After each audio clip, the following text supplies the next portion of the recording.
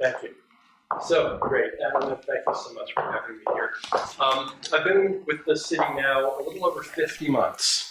When I came, Jim Keene, the city manager, asked this question. What can one small city do to advance the sustainability revolution that's going on around the world, and in fact is being led by cities around the world, not as much by nations as by cities. It's a remarkable shift in focus, and of course, you know that we are now an urban planet. We're more than 50% urban. That's where we are. That's where the footprints are. That's where the demand is generated that affects all the people who don't live in cities and all the resources that sustain us, the ecosystems that underlie the health and well-being of our economy and, frankly, everything that we value.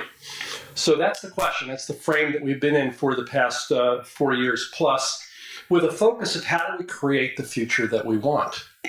That's really what sustainability is about. It's often focused on, you know, how do we preserve what we have so that it's available to future generations, but I'd like to think of it in a more aspirational way. What's the world we want to live in?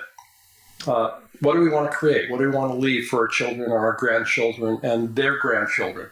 And we clearly want to have healthier and safer and more sustainable and prosperous and resilient communities. I want to emphasize prosperity because a lot of people, even after all the work we've done over the past couple of decades, a lot of people still think that there's a trade-off between environmental well-being and economic well-being. And you know, I think most of the people in this room know that that's not true. I know that it's not true, not just from a philosophical perspective that Adam talked about, but from on-the-ground experience working with some of the world's largest and best companies, you know, Hewlett-Packard, Levi Strauss, Steelcase, and others who are approaching sustainability partly out of a social and philosophical commitment, but partly out of a very clear-headed, hard-nosed sense that this is good business. That this is a way to drive innovation and grow profit and build brand and reputation and attract and retain the best people in the organization, a huge challenge for most companies, and to future-proof the company, to prepare it to deal with the risks that are coming at us in an era that people are starting to call the Anthropocene, the geological era that is affected more by anthropos, us humans, than by anything else. And this is a time of enormous uncertainty. And so how we think about risk and how we position ourselves for an uncertain future is a critical part of the task ahead of us. So healthier, safer, and more prosperous communities, but also we want Palo Alto to do its part in facing the climate challenge, in reducing our footprint, cleaning up our own act, but because of the uniqueness of this community, the intellectual resources that are here, the business resources that are here, the financial resources that are here, and the passion and commitment of this community, which has been a leader for a long time in sustainability, how do we inspire by example? How do we as a community of, 66 or so thousand people influence the peninsula and the Bay Area of 7 million people and California and the world beyond? Because I'll tell you folks, people are watching us. Everywhere I travel, I was just in Europe a couple of weeks ago, people say, Palo Alto? Wow, what are you guys up to? We've heard what you're doing, it's amazing. So that's kind of the frame in which we're operating, where we have an opportunity, first and foremost, to do good for you because you're paying for us. And, you know, I'm paid by your taxes. My obligation is to help you have a better quality of life and a better future, but then also to share what we learn more broadly. And you know that we're in a very challenging time. Everybody knows this. You know, we're in a pickle. I'm not going to talk about it much, but you know that the world is getting hotter and the weather is getting less stable, wetter and drier. It confuses some of the people in Washington who say, how can there be global warming if it's cold today? But in fact, what we're dealing with is what Hunter Lovins called global weirding. Increasing instability in the climate, less predictable climate. Insurance payouts for climate-related disaster have been growing rapidly. I think they're 4 times what they were 10 years ago in the United States alone. And so the insurance industry recognizes that this is a serious business issue. And they're thinking about how do they de-risk the companies that they insure so that they can have a chance of being effective in the years to come. Palo Alto's got a long history of climate leadership. You know, we, in addition to having a municipal utility going back, what, 120 years now, we built one of the first municipal climate action plans in the United States in 2005. We've just completed, in my tenure here, a new sustainability and climate action plan, the SCAP, that's the acronym on the screen, that sets out for the city a target of reducing greenhouse gas emissions 80%, the international target for 2050, but doing it by 2030. Why? Because we can.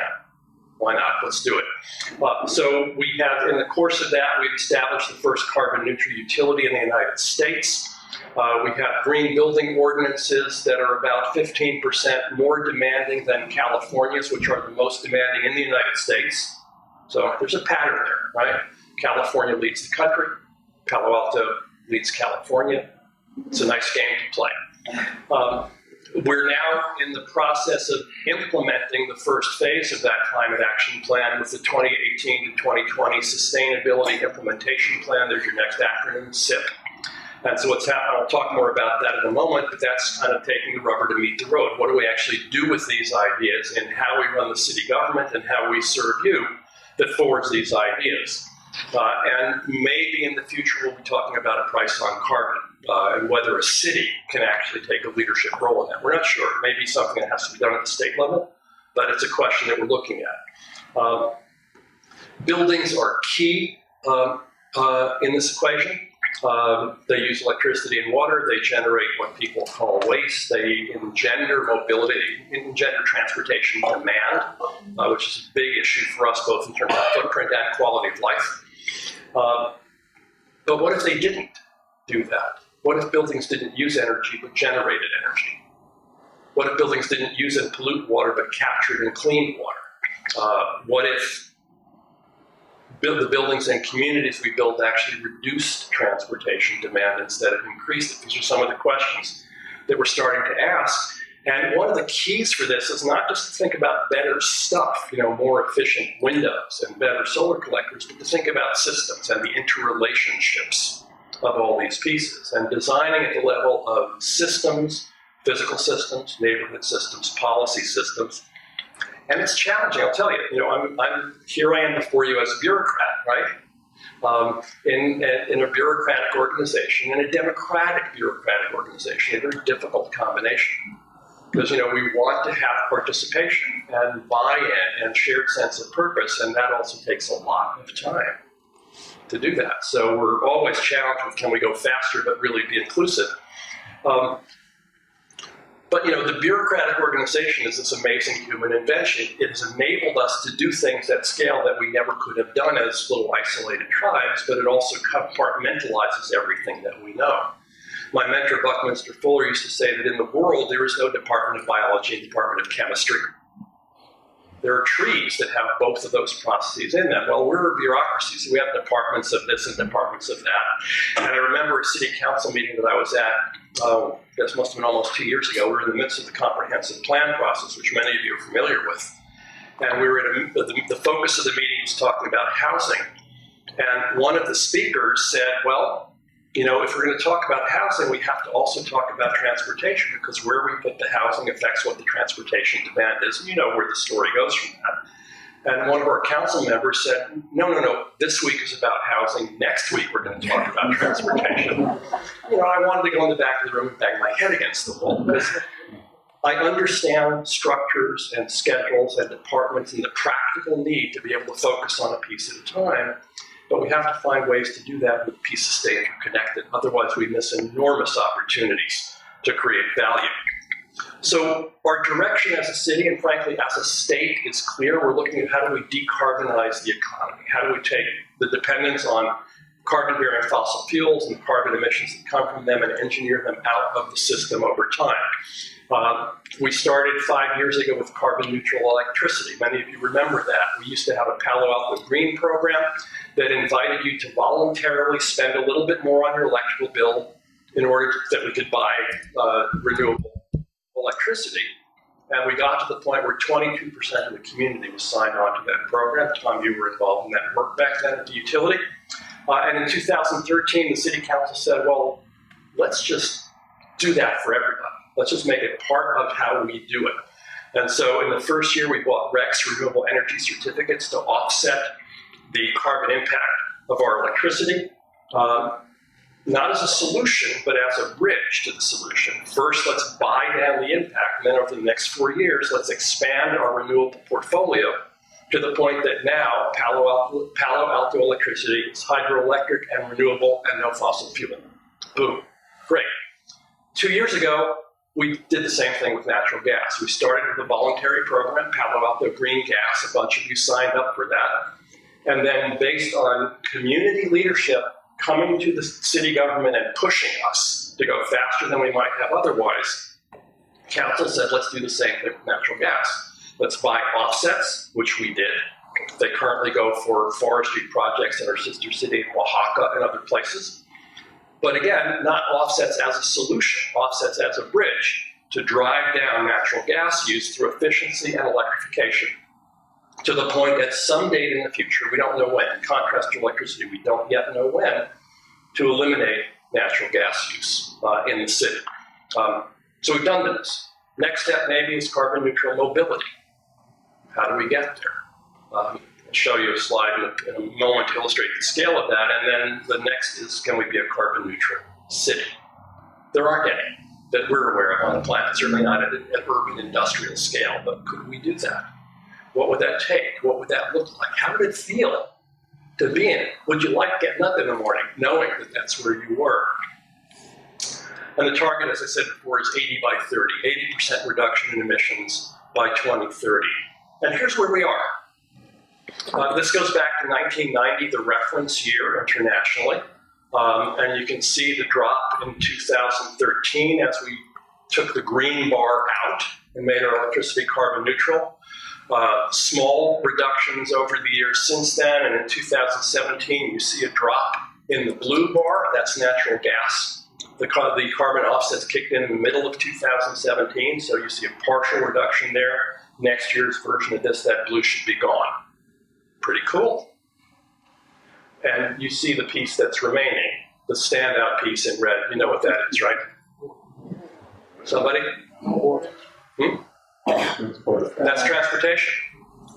That's mobility. That's well, to put it in scale. I said we're 66,000 people here. Anybody know our daytime population? 154,000. So every day there's a net influx of 88,000 people. There's people commute out from here, but the net is an 88,000 gain, 2 to 3 times growth every day, like a big tidal pulse. Speaking of coral reefs, in and out, in and out. And most of those folks are driving, single occupancy in fossil fuel vehicles. Boom. So you're at 75% of our footprint. What do? How do we eliminate that? Because in order to get to 80 by 30, clearly, that's here. There's the target. We only get there if we transform transportation. And guess what? We can't do it ourselves. We're 66,000 people in a metro of 7 million. So we have to do it partly on our own merits and partly by influence of those around us. 2 key strategies there. One is to electrify vehicles wherever possible. And of course, we can't make anybody buy an electric car, but we can hopefully make it easier for you to have one by increasing charging infrastructure in the city, making it more convenient, requiring that new construction provide capacity for that, and so forth. And the second is both within our own jurisdiction and with those around us to encourage the growth of what we call mobility as a service, shifting from car ownership to car use when it's needed. How many of you own cars? Okay, good guess. I'm going to guess that it's probably, for most of you, your second largest asset after your home. And how often do you use your car? The national average is about 6% of the time. Your second largest asset sits idle in your driveway or garage 94% of the time. Folks, this is not just about environmentalism. That's bad capital utilization. It makes no sense economically. So what we need to have is cars when we need them. If I go to Tahoe once a year, I don't really need to own an SUV. I can own like a smart car and rent an SUV once a year. In my case, this is my car. I've got a dozen different mobility apps on here that let me deal with Lyft and Uber and Caltrain and AC Transit and United Airlines and all the rest. We'd like to see one app that connects everything, that makes it easier to get around and take down that red bar.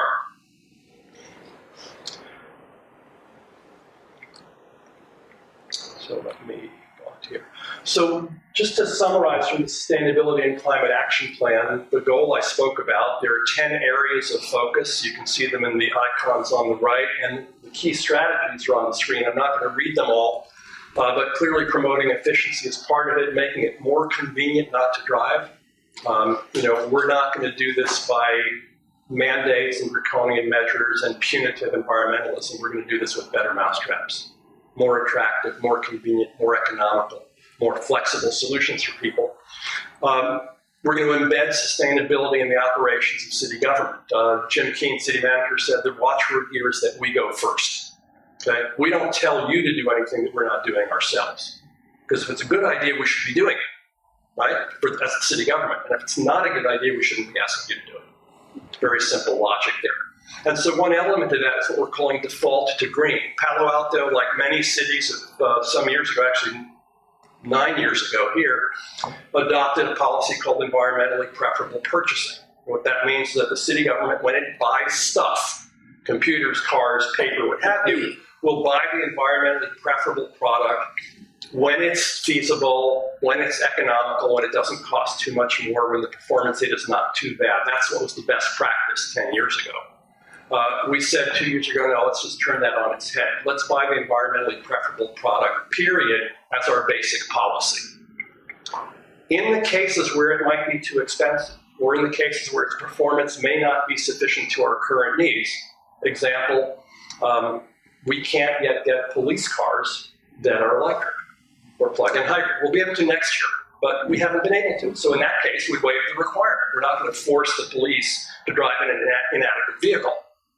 We're not going to force, the folks maintaining the parks to use technologies that won't work effectively and safely for the workers. But the starting point says, let's do the right thing, unless we can. Very simple in concept, very powerful. Next to last on the list is to align our investments to match our goals. Where do we put your money in terms of infrastructure, stormwater infrastructure, parking infrastructure, electric vehicle charging infrastructure, the water treatment plant? Are we making investments that are consistent with our goals?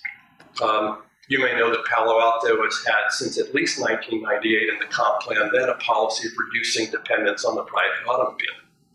But we provide free parking. Kind of a mixed message. How do we reconcile those? And there are real reasons that we do that, and there's political support from some of the community for doing that. So it's a conversation we need to have together to work out those conflicts and find a way to find where we agree or how to grow our agreements so we can move forward together. And really important in terms of the role of the city, Jim Keene and I often talk about the city as a platform, not only as a service provider, but as a vehicle that helps other people innovate and develop services and provide services of their own. One great example of that is our open data policy. It's another example of a default policy. Some organizations say our data is private and we'll open it up when we have to, Freedom of Information Act request or some reason to share our data. Palo Alto says, no, our data is open. In the cases where it shouldn't be, personally identifiable information, security factors, and so forth, where it needs to be closed, we'll close it, but that's the exception. The norm is open. And what that means is that data is available for citizens to watch what we're doing. It's available for entrepreneurs to think about building products that use that data to deliver better services and do it, frankly, faster and better than the city government could do. We're not software developers, but a lot of you are, and a lot of people around us are. So how do we facilitate that, provide a platform for that work? So that's the scope of the whole sustainability plan. The implementation plan is focusing on 4 key areas over the next 3 years. The priority is carbon dioxide and water. Carbon dioxide for the obvious climate reasons. Water, well, for the obvious climate reasons. The drought that just ended, my friend Will Sarney says, don't call it a drought, because this is a cyclical process that goes on in California forever, as long as we have recorded history. But worse than that, our friends at the Jet Propulsion Laboratory in Pasadena say we're facing what they call a multi-decadal megadrought. Multi-decadal megadrought. What that means is that it's going to be drier and messier for us for the rest of our lives. It's not a matter of saving water every couple of years. It's a matter of redesigning our relationship for the land on which we live and the climatic regime that we're going to live in. This is not just about drinking water. Half of our electric power comes from hydroelectric power. If the precipitation patterns change, our energy system is at risk. How do we deal with that? How do we prepare ourselves for not the certainty of this, but the significant likelihood of big disruptive change in our lifetime and in the lifetime of our children and grandchildren? So carbon dioxide and H2O, 4 focus areas: energy, electric vehicles, mobility, and water. The other matters in terms of city operations and finance and natural environment are still on the table, but this is the focus for the next 3 years. And here you can see the specific goals. I don't know, are those readable? Yeah, they are. The specific key goals in each of those areas gives you a sense of the shape and the focus of our activities as we move forward. And I have found that it's helpful to think about this as kind of 3 different domains of action. Everybody remembers the reduce, reuse, recycle hierarchy when we think about recycling and solid waste. Well, I think about flows and systems and behaviors. There's the stuff that moves through our community: energy and materials and water, and actually also data and money and people. Moving through the physical boundary, there are the systems that we depend on: the building system, the transportation system, the utility infrastructure, and the financial systems, and how we measure and manage our money, and the social systems, and the natural capital and the commonwealth that all this depends on. The natural capital: soil fertility, biodiversity, clean air and clean water, the functions of ecosystems to continually renew clean water for us, all these systems that we depend on. And then third is our behaviors, the belief systems that underlie our behaviors, the conversations that we have with each other, the requests that we make of each other, the promises that we make to each other. This is the currency of human affairs. Frankly, it's the currency of business and politics also. The commitments that we make to each other, the policies that we enact, the actions that we take, and the allocation decisions of where we put our money, where we put our budgets, where we put our time, where we put our loyalties. Elections don't just happen every 2 years. Elections happen every day.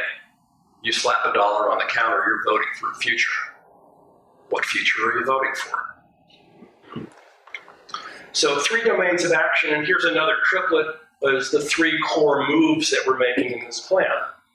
Part of it is reducing the use of resources, or the resource intensity of how we do what we do. Second, though, is shifting what we do. Shifting from using natural gas as a heating fuel to electricity and electrification. This is California policy.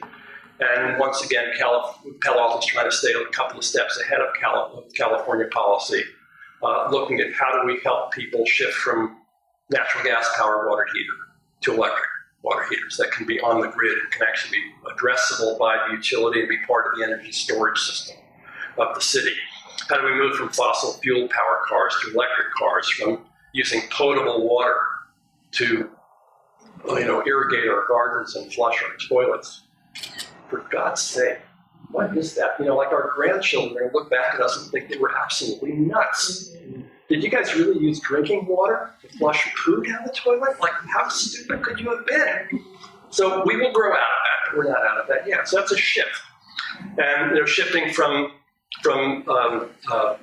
goods and services that are a little bit better to this default to green concept that I talked about. The third, which is the biggest impact and frankly the most challenging of these, as you might imagine, is the transformation of systems, moving from car ownership to mobility as a service. MOS is the term that comes out of Finland for that. Embedding sustainability in all the operating decisions of your city government and the businesses that live in the city. Aligning our incentives so we're not saying fewer cars but free parking, and addressing the nexus, challenging for bureaucracy, the nexus between jobs and housing and transportation. And you know, well, that's not just a bureaucratic challenge, it's a political challenge in this community because we have very strong feelings across our community about these issues. And we have to find a way to build common ground to move forward. So as I said, we're a small city in a large metro, so the question is, how do we do this? Where are our zones of influence for making this happen? And I would suggest that there are four. At the center of the circle is the city operations. We more or less have total control over that. And we have statutory restrictions and we have budget constraints, but pretty much we can decide how to run our own organization. Have a high degree of control about that. We don't have as much control, obviously, over you and your lives, but we do have codes and mandates and ordinances that constrain certain behavior, require certain behavior. And it's one of the things that city governments do, building codes being a very obvious example of that. And it's a place where we've been able to have a lot of leverage in encouraging the greening of the building stock in Palo Alto. Some of you know about Energy Star buildings. We are not the city with the most Energy Star buildings in the United States, but we're the city, I think, the second most per capita in the United States. That's pretty cool. So there's the ordinance piece. Third, the next ring out is the incentives and rebates in education and outreach. This might be financial incentives from Palo Alto Utilities, or it might be educational programs run by the library, ways that we can share ideas and share events like this, share influence in a more indirect way. And the outer ring, which again is the biggest influence but the hardest to do, is regional and statewide policy. And so as an example there, I've talked about mobility a number of times. We formed last year a managers mobility partnership. This is a monthly meeting with the city managers from Redwood City, Menlo Park, Palo Alto, and Mountain View. And our friends from Stanford, which is not officially a city, but obviously is a city. And these leaders meet together once a month to talk about what can we do together to address mobility issues that we can't address by ourselves. One adjunct to that work, we were awarded just over a year ago $1 million grant from the Federal Transit Administration as part of their Mobility Sandbox program to pilot new mobility strategies both in Palo Alto and in the Mid-Peninsula. So this will include improved employee commute benefit programs, first and last mile services, so that people whose workplace isn't near Caltrain can actually easily get to the train, and a number of other measures and some policy work. And the hope there, the feds have funded this because they see it as an experiment where they can learn on the ground what works and where the cutting edge is. For us, one of the potential upsides is to build a political coalition among Bay Area cities through practical experience together so that we can go together to Sacramento and say, this is what we need, that we can't do by ourselves. We can only do it with your support, but have a roadmap for it. So here's the trajectory and the timeline. You can see on the left-hand side of the graph the reductions to date. You see the drop in 2013, that sharp drop in the line as we neutralize electricity. We're today at about 45% reduction on our way to 80%, and over the next 3 years we'll take it down a bit more. We think to maybe 55%, maybe 60% by 2020, and then on down the ramp for the rest of the decade, probably with a new or updated climate action plan in 2020. The State Office of Planning and Research recommends that these be refreshed every 5 years, so that's the working hypothesis there. You'll notice that this shows a straight line from today to 2030. It's not going to be a straight line. That's just simple schematic of the graph. Some of that's going to go faster, some of that's going to go slower. It's going to probably wiggle along the way. One of the challenges that I've had with my colleagues is folks have said, give me the annual targets. And I've said, no, we don't want to manage to the annual targets. We want to manage to the trajectory. Just like any of you sailors, When you're sailing into the wind, you're never on a direct course. You're tacking. You're going off course and off course and off course, directionally right, with variation along the way. So that's what will in fact happen here. Within the SCAP, there's a page that I think when we look back in 10 years may turn out to be one of the most important things that we've done. And it's a set of design principles. Again, I won't read them, I'll let you read them. But the idea here is that this is the background frame in which we approach everything that we do. And some of my colleagues said, well, we don't need those. Let's just focus on the programs. And this is one of the few places in the past 15 months where I really dug my heels in. I said, no, trust me, we need to have this because we're going to get to a point 6 months out, a year out, or 3 years out, where we're going to have to scratch our heads and say, what in the world do we do now? We're stuck. We don't know how to move next. And the guidance is, let's look at this. Let's use this as a roadmap and see what suggestions this offers to us about how we move forward. Focusing on what's feasible, prioritizing on the things that we can do, being really specific about the actions that we need in the near term, but much more open and flexible about what the longer-term trajectory is going to be like. We cannot define today what we'll need to do in 2025 because the world's going to be different. Technology is going to be different. The pace of change is going to have advanced the game. And so we need to find a good balance between being very specific about certain things. Because again, we need to make good use of your money. We need to plan well and execute well. But we need to be careful about over-specifying where it doesn't make sense to do that. Fundamentally, we need to learn to use ambient resources. When we raised this idea, somebody on the council said, what's that? And I said, it's the resources that fall on the city. And the person said, well, there's no resources that fall on the city. And one of the council members sitting next to this person said, well, of course there are. There's the sun and the rain and the wind, and et cetera. So that's the concept. How do we do that? Some people think that's impossible, but if you walk outside and look at a tree, that's what it does. We've got 3.8 billion years of open source research and development. Free, available to us about how you do that in living systems. We need to learn how you do that in human systems and industrial systems.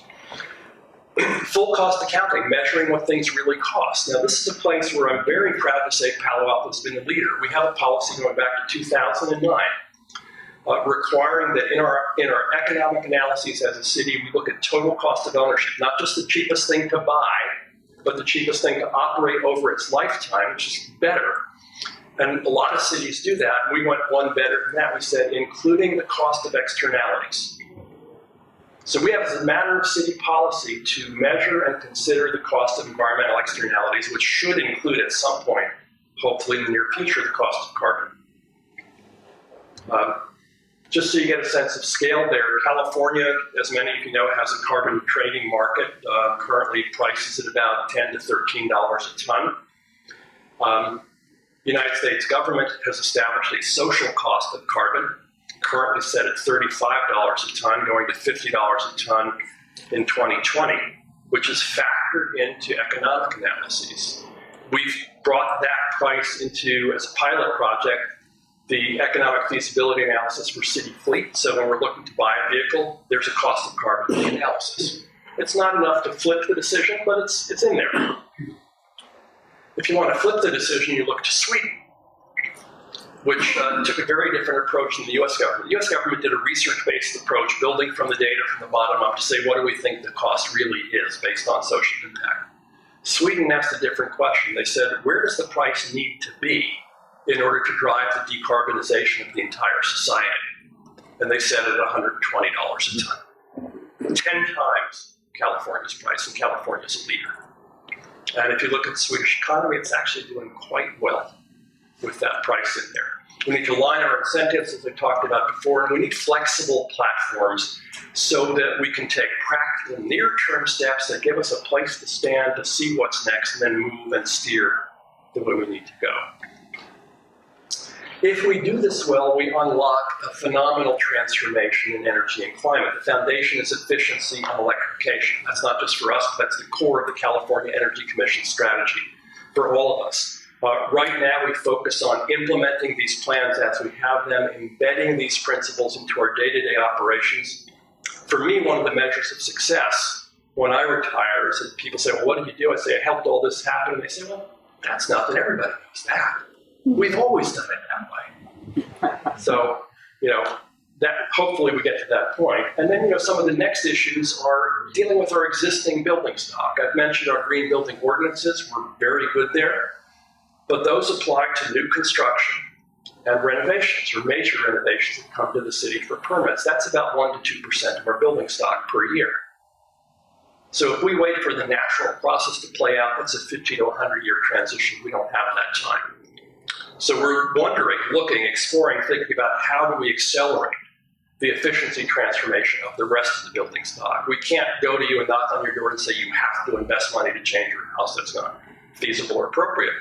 But we're looking at where are the mechanisms, both through incentives and encouragement, maybe actions at point of sale, as Berkeley and other communities have done, but our realtors are not comfortable with that idea. So there's a lot of discussion and working out the details to happen. But we need to get to the existing building stock, the mobility issues, which I've talked about a bit, and the relationship of mobility and land use. Do we build more housing or not? We're actually finally starting to, after years of dry spell. Where do we put the house? Do we put it near transit or near highways? Where do we put workplaces? If you look at the maps of the Bay Area, most of our big employers are near highways, not near transit. There's, engendering a problem that we're still trying to sort out. So how do we make those land use decisions in a smarter way? How do we build these principles into our finance and operations? How do we think about consumption? I have it in quotes because you all remember what consumption meant 150 years ago, don't you? It was tuberculosis. It was the disease that eats you out from the inside, and now we identify ourselves as consumers. Lord help us. So how do we start being sensible about the stuff that we use to sustain our lives, and how do we build a circular economy where there's everything cycles and there is no way? Things are designed to be reused or used for a long time or repurposed. And of course, deeply important, I haven't touched on it a lot tonight, is the question of adaptation to the changes that are coming to us inevitably, no matter how well we do. Now, this is the sad news on reducing greenhouse gas emissions. We are in for a rough ride here and internationally. Right here, temperatures will rise. That means, in addition to discomfort, that means enormous health issues for our senior population. It means the rise of wildfires. You saw what happened in Santa Rosa last year. Sea level rise, what that means for us is that the Bay, the mid-range estimate is that it rises 6 feet by the end of the century. 6 feet. Could be higher, might be lower. 6 feet has issues for our freeways, our airports, our baylands, our water quality control plant, all the buildings down near their Highway 101. How do we think about that? How do we prepare for that? We don't know how much and how fast. We know something is coming at us. And it's not a solution we can solve by ourselves any more than we can solve the transportation issue. If we build levees, the usual response to water rising, well, the water just goes to Menlo. And if they build levees, it just goes to Redwood City. If Redwood City builds higher levees, the water comes back here. That's not the answer. The answer has to be a systemic solution that we all do together. Recognizing that preventing climate change is unfortunately no longer our only option. We're going to have to deal with the mess that we made in some way. So the vision in all this is that as California leads the country, Palo Alto leads California. And we do that because it makes sense to do that. We do that because we can, given our history and the shoulders that we're standing on and the resources and the commitment in this community. Today we have a carbon neutral utility. We're looking at how do we engender more zero net energy buildings that don't use any more energy than they capture and generate. And where do we go next? Maybe net positive buildings that produce more energy than they use, that generate more clean water than they use. People are talking about words like resilience and regenerative economies. There's going to be a regenerative economy conference in San Francisco in early May, digging into these ideas. Restorative strategies that don't just kind of hold the damage at where it is. My friends Bill McDonough and Michael Braungart are fond of saying, when somebody asks you, how's your marriage? If you say, well, it's sustainable, I'm going to say, I'm really sorry for you. I'm really sorry to hear that, because I would want to hear that your marriage is restorative and renewing and exciting and feeds your soul. Sustainable is not a good enough goal for us. But what would be? What would really capture our hearts and our enthusiasm and motivate across the political differences in our community and our state? On the horizon, big growth in distributed energy, which we've got a lot of going on in distributed storage, not just batteries at the grid and batteries in your house, but your car as part of the energy grid, your electric car. EV2G, electric vehicles to grid. You're going to hear that word coming up together, which poses, really significant challenges for our utility. It really challenges the whole business model that we've been operating with for more than 100 years. We have to figure out how to redesign that business that we own together. Foodscapes in urban forests, enormous growth in urban agriculture around the world. Can cities be food producers, not just food consumers? How do we think about self-reliance at the scale of a state and a city and a community? And so there are a lot of challenges ahead, as you might imagine, as we do this.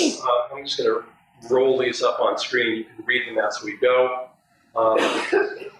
But I want to say something about the Scope 3 emissions. This chart shows you the greenhouse gas emissions, United States, Bay Area, Santa Clara County, and Palo Alto. Scope 3 emissions are the emissions from the things that we purchase. Scope 1 is stuff that we burn, so like natural gas, water heater, that's a Scope 1 emission. Scope 2 is the electricity where you're inducing consumption somewhere else that produces emissions. Scope 3 is the stuff that we buy. Cars, air travel, steaks and hamburgers and tofu and what have you, big screen TVs, computers. Everything that you buy has an impact. We don't measure it in a formal way. We're not required to report it under the greenhouse gas protocols, but if you think about it, this is the piece that we've been reporting. This is our actual impact. It's about 3 times what we report, and it's something that city government has no control over. You do. So what do we do with that? How do we start to bring that down? We have a big challenge there because it's a very prosperous community. We have lots of money, and we spend money on all kinds of cool stuff. And every dollar that we spend, like I said, is a vote for a future. So how do we spend? How do we invest? What impact does it have? Where do we want to go? So let me kind of close with a few questions that I'd like you to think about both tonight and when you leave here today. And the fundamental one is what might be possible. Not what we know for sure is possible, but what might be possible. Could we be the first city that actually thrives on ambient resources? Car-free city may seem like a distant goal, but how can we start to move in that direction? Cost effectiveness is essential, but how can we move beyond the limits of tools that don't do cost effectiveness analysis right? We have some requirements from the state that box us into what we think are the wrong decisions. We can't do anything with that until the state changes the rules, and we're working with them to try to get that done. How do we design better systems, not just pieces of systems, but better integrated systems? And what can you do, as a citizen, as a neighbor, as an investor, and as a voter? And this is very challenging because it asks each of us to change the way that we do things, to change our habits. How many of you have ever tried to change a habit? Yeah, okay, we've all done that. We're sometimes successful and sometimes not. How many of you have ever tried to change a spouse's habits? Yeah, okay. So take that, and so I'm charged with changing the habits of 1,000 people in an organization. Hewlett-Packard is trying to change the habits of several 100,000 people in an organization. Here in the Bay Area, we've got to change the habits of 7 million people in an organization. It can be done. There's a wonderful book by Charles Duhigg about the power of habit and clear method for how you do it. And that's one of the challenges that we have. Beyond that, though, bigger than that, and this is probably new to most of you, is that you know that we have goals as a planet? These are the global goals, sometimes called the Sustainable Development Goals. These have been adopted by 193 countries around the world. This is the game on in cities in Europe. Cities in the US don't know anything about it.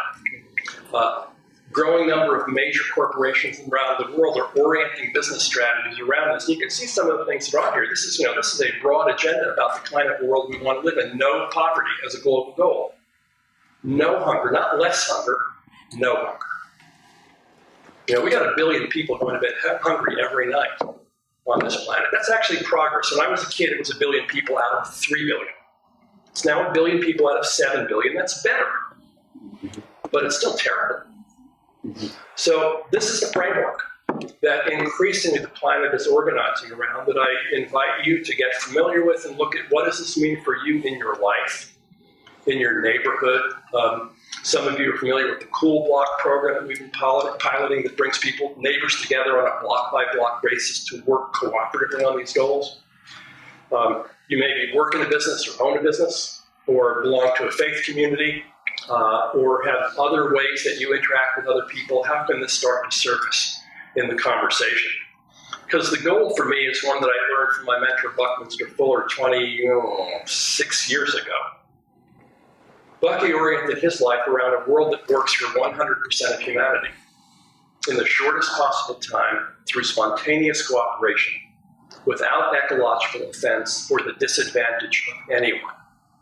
That, for me, has been the beacon for my adult life and all the work that I've done in government and in business and in community and in NGOs. And it's a high bar, but it's a really clarifying high bar.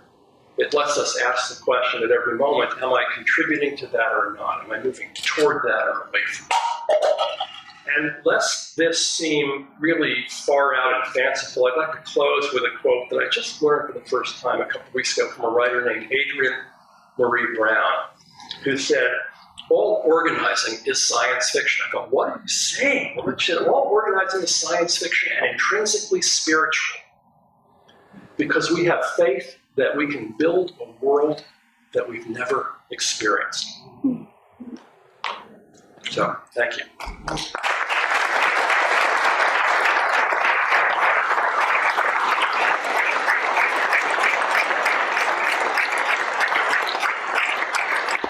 Would it be better to try and implement measures such as no car zones instead of trying to encourage people to buy electric vehicles first? Because that would increase public transportation and also reduce fossil fuel cars. It's a great question. I think we're going to probably try to do both. Because we could, in theory, for example, we could close off University Avenue and car zone. But there are still people who have to get places that are not walkable. We still have people commuting 30 minutes or 2 hours to come to work here. So we really have to, try good ideas like no car zones, but also think about how do we meet people where they are and meet the needs that people have today. And that's why, the design brief for me around transportation is how do we make it more convenient for anybody, anywhere, at any time to not have to get into a car and drive. That's going to be different things for different people. I assume that you're in school, you go to school every day, maybe you bike to school. Maybe not. 44% of our high school students bike to school. That's amazing statistic. It's really terrific. Something to be proud of. But not everybody can do that. Maybe you live too far away. Maybe you can't bike for some reason. Maybe you can take a bus to work, but what if you have 2 jobs and they're far apart from each other? What if you have a job, but then you got to go care for an aging relative in some other place? Or what if you don't have a job, but you coach soccer after school and you got to get all these soccer balls and gear somewhere you can't carry on the bus? So different people have different needs. And we have to be flexible to that, and that's why I asked the question, how do we develop a system that lets everybody, with all their different needs, have the option of not driving? And for some, it's going to be, I live near my work, I can walk to work, I love a pedestrian zone for businesses. It's a really interesting suggestion. Let me say one more thing about this. In my experience, every city that has experimented with this, the idea has come up And the first reaction from the merchants, from the shopkeepers, and the restaurants and so forth is, no, I'm opposed, this will kill my business. Because people won't be able to get to my business. And there's a bunch of political debate, and sometimes it doesn't succeed, and sometimes it does. And where it does succeed, a year later, the merchants say, this was the best thing that ever happened to my business. So, 2 questions. On your diagram, you had an electric vehicle bubble and a mobility bubble. First question is, why are those separate rather than one bubble? And then, do you have any thoughts about jet fuel reduction? Sure. They're separate because they're closely related, obviously, but they're 2 different things. Electric vehicles is about how to reduce the carbon emissions of the vehicles that we use. So that goes to things like making sure there's sufficient electric charging infrastructure in the city so that people can actually recharge their cars. That goes to increasing the EV concentration in the city fleet, both for our service vehicles and eventually for our police vehicles and others. The mobility issue plays out differently. It's not so much a technology question as a service design question. What are the service offerings? So, Lyft and Uber have come up as great examples of a more flexible approach to getting people around about their cars. Chariot in San Francisco became a mini bus service. 12-passenger vans on flexible routes. In Helsinki, in fact, they have a shuttle system where they basically merge the bus system and Uber and Lyft. So the shuttle has a defined route, but if you ping it with your phone, it will veer off its route and come get you. And constantly optimizing its route, again, getting the most efficient capital utilization, so we get more bang for our buck. So they're related, but they're and complementary, but different in terms of the moves we need to make, the things we need to think about, who we need to engage in them. But all these connect, and it's just not. It doesn't work for us to say everything's connected. We have to take some discrete actions on specific issues. That's why it needs to be understandable to the community. It needs to make sense to council. It needs to make sense to the department so that people can actually do it. Jet fuel is a big challenge. There is growing work on using biofuels and jet fuel. United out of LA, I think, has somebody help me, maybe 10 or 20% of their fuel there, I believe, is biofuel. There's early experimentation with electric-powered aircraft. Still young, ranges are not great. You're seeing that. And so, as with all the other things we're talking about, there's the technological shift solution. Then there's a question of, why do you fly? When do you fly? Do you need to fly? Do you want to fly? We had a client years ago in Natural Logic, my consultancy. We were on the West Coast, client was on the East Coast. They said, we want to do an initial meeting. Can you guys fly your team out for a half a day to have a chartering meeting with us? And we said, no. We'd love to work with you, but we're not going to do that. How about a video conference? And they said, oh, hadn't thought about that. We did that, and it was terrific.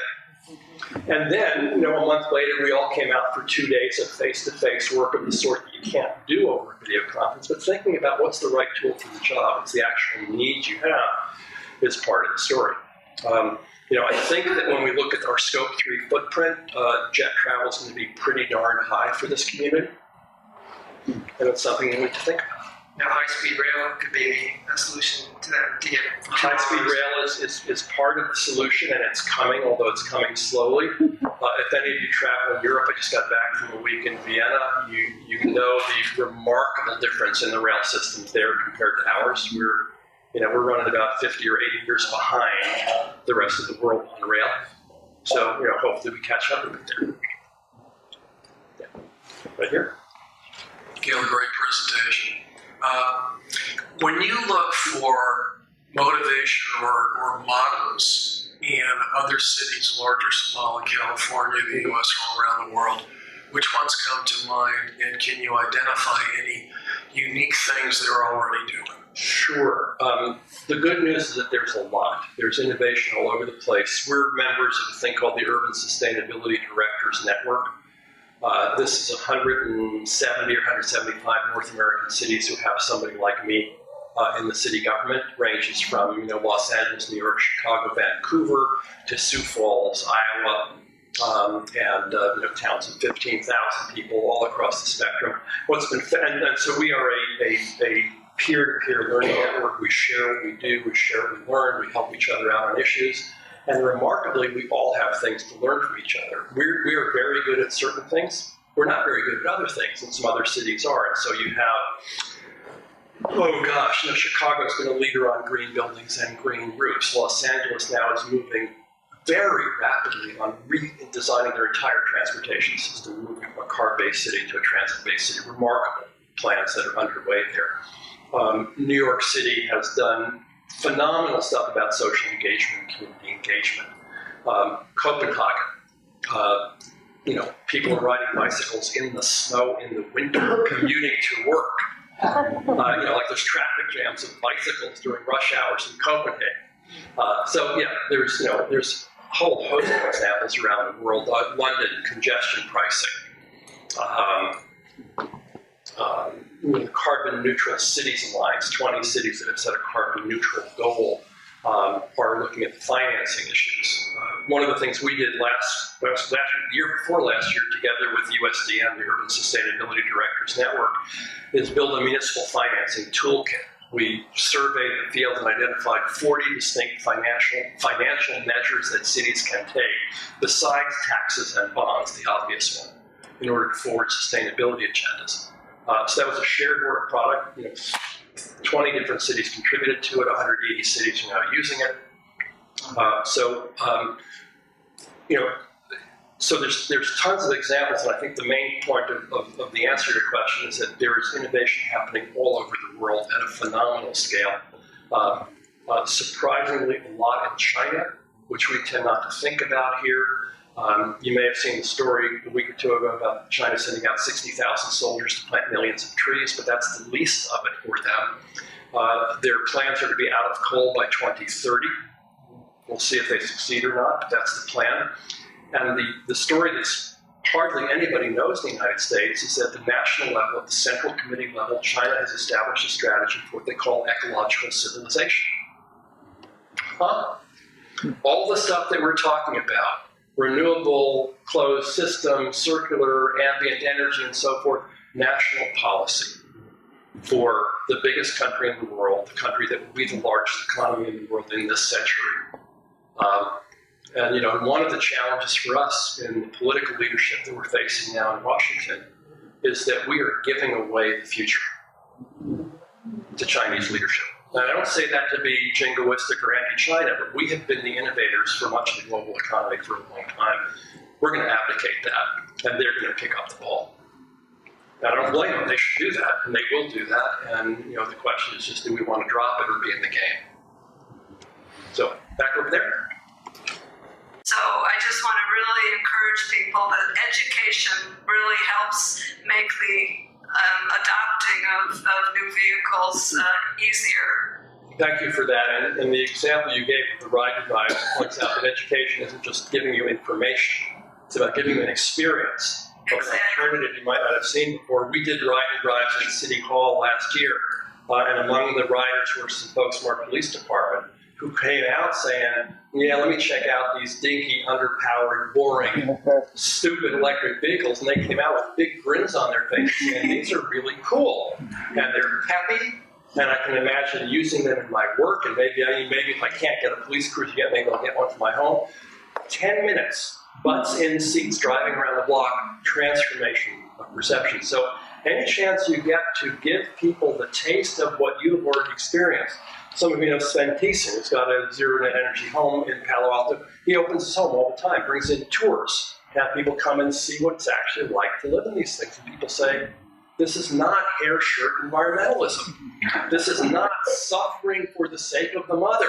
This is living a good life in a way that's efficient and economical and fun and convivial. And so giving the taste is something that all of us can do. One of the first conversations I had with Jim Keene, I was talking with him about the Scope 3 emissions I talked with you guys about. And Jim's a funny guy, I don't know if any of you know him personally. But he clutched his coffee cup to his breast and said, "You're not going to take away my latte, man, are you?" It's great. I said, no, I'm not going to take away your latte. I'm not going to take away anybody's anything. I'm not in favor of draconian environmentalism. I said, but what I am going to do, Jim, is I'm going to tell you how much your latte really costs. Trusting that in a community like this, filled with really, really smart people who care about this stuff, once you know what your latte costs, you're never going to forget that. And you're going to think about that every time you buy one, and maybe you'll buy something different next time. I mean, latte is not the right example, but you get the point. It's like, if we think about what every dollar we spend really does in the world and how it relates to the things that we really care about in our own hearts and about our families, we start to make different choices. So taxes maybe, clear information, I think is equally powerful. Thank you, Neil, so much for your talk tonight. So Palo Alto's been a great leader in a variety of things, and then we have the flip side where our city council is supporting building garages, they're fighting the legislation to do more affordable housing next to transit centers. We have these two sides here. How do we, as you were saying earlier, educate and inspire? Because right now I'm seeing that the climate change is happening faster than our governments can actually move forward. Yeah. And so some real answers for that, a lot of how do we really want to have a lot of questions would be preferable. Yeah. Thank you so much. Yeah. Those are real concerns. The answers. I gave the example of China where you've got a central committee that makes decisions. We're a democracy. We elect these people. We lobby them. We talk to them. A lot of you know them personally. It all comes down to the conversations that we have with each other. And I know that's frustrating because it's not like you have a conversation and you get your way immediately, any more than you do in a marriage. Or with your kids. This is like patient explaining over and over again. But I think the key is that, and I've been saying we, but here I'm going to say you, because I don't live in this community. I don't elect the electeds here. You do. And so this is really, it's easy to say they're screwing up, but in fact it's on all of us, all of you, of the kind of conversations we have with each other, the kind of conversations we have with the electeds, who runs for office, who votes for who goes into office, and it's not like a magic bullet where I can say we can fix this tomorrow, but that's where it's going to happen. Yeah, there's a mixed bag. We're good at some things and not others, like every other city. And the question is, how do we move that? You talk about the example of the parking garages. I know there was a meeting at Finance Committee last night about that. This is a real challenging question, and it's partly about convenience in Calab and other areas where people feel there's not enough parking now, but it's partly a question of what is the kind of city we want to have, what's an effective use of taxpayers' money, what gets us the best result per dollar. What are the results we want to have? Do we have any consensus about any of the elements there? My suspicion, and I've seen this in community after community around the country, is that even where there are powerful disagreements, there are things that people agree about. And I've seen people run remarkable processes that bring communities that are almost at war with each other, lawyering up, and about to go into battle with each other, finding common ground and inventing new solutions they couldn't have found otherwise. Now, easier to say that than to do that. But that's some of what's going to have to happen here to find the solutions to the kind of questions that you're raising. It's you either out-organize people and win by political force, which is one way to go, or you find a way to forge a new consensus and win that way. One more question, and then I have a few last announcements. So right over here, then, right behind you. Shout out. I grew up in Los Altos, but I now live near Seattle. And Seattle is known as a very green city. But I've heard on some of the local NPR stations that they do have a climate action plan, but they're not actually following through with it. So I was wondering, what actually keeps you or the city of Palo Alto and others accountable? What happens if they don't meet their goals? Because the new Seattle mayor has touted, we are going to be the leader, and this whole podcast is about it's not happening. Well, the only way I know how to answer that question is that what keeps us accountable is you. If we don't do what we say we're going to do, if we don't do what we're trying to do here, kick our butts. I don't know what else to say. We're going to try and we're going to fail in a whole bunch of ways. Some of them will be through fear, lack of focus and courage and determination. Some of it's going to be just because of making mistakes. Some of it's going to be because events go the way they do. But if you don't think we're doing the right things, you're doing a good job, make your voice known. This is I said at the top of the talk, this is a bureaucracy democracy combination. It's a difficult combination. On the one hand, you can speak. You can go to any city council meeting and get the mic. Anytime you can get appointments with council members. On the other hand, it's a bureaucracy that is sluggish and compartmentalized and sometimes a little dumb and often slower than I would like. But that's the process that we have to work with. So I think if there's one thing I'd like you to leave here, it's not thinking, oh, isn't Gil Grady's done all this cool stuff, city government, yay. It's like, this is the community that makes it happen. You guys elected the city council that hired Jim Keene, who hired me, who hired the department directors who have moved forward. And it's not just, this didn't start 50 months ago when I came here. I came in and one of the first things I did was a survey of sustainability initiatives across city government. No one had done it. There were 154 projects that we could find. This came out of the normal operations of the department. So there's good resource there. There's good potential. Keep the pressure on. Let your voice be heard. Let people know what you want. Things like the debates over housing or parking garages or what have you. Council needs to hear from you. They're not going to necessarily do exactly what you say, but the general momentum and preponderance of public opinion does have an impact. So organize and make your voices heard. Now, I will say that to other communities too. I'll say that to people who disagree with me, because that's the way this game works. Is that whatever you care about, speak up about it. Find people who share your views, make your voice heard. That's where change happens. And if we don't do it, Thank you.